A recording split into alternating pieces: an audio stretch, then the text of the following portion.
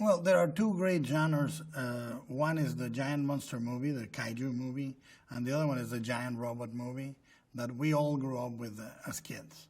And this is essentially, in terms of spectacle and scope and size, is a movie that encompasses both of those subgenres. And it's almost like the action in the movie is what you would have dreamt to see when you were 11 years old. I wanted very much this movie to not be about a country, particular country saving the world, because that movie I've seen too many times, you know. I wanted it to be the world saving the world.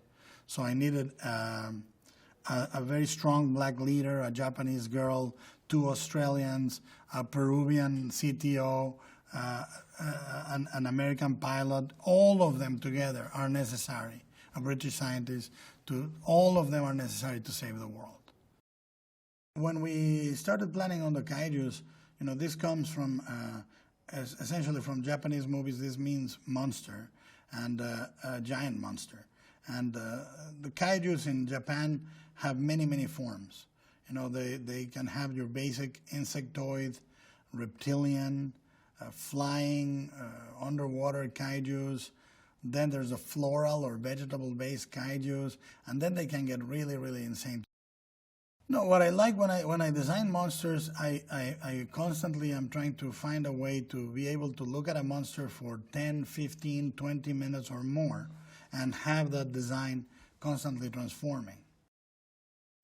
The drift is to have a link between two different bodies that can instantly read each other. If you want to go left, you don't have to say, go to the left. If you want to go into a defense pose, you can go into a defense pose. The idea I came up with was to systematize it through martial arts. So there would be a basic language, basic number of poses that you would be able to adopt in a fight with a kaiju. So it's very easy to know that vocabulary for the fighters.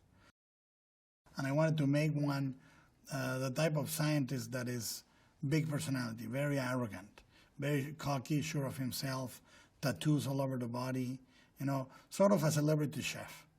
You know, I wanted him to have the mentality of a celebrity chef. And the other guy is more like a tweed-wearing, English, phlegmatic, introvert that never leaves the lab. And they are incompatible. One of them is arrogant and full of himself, and the other one is modest and very much by the numbers and hates this other guy being such a maverick.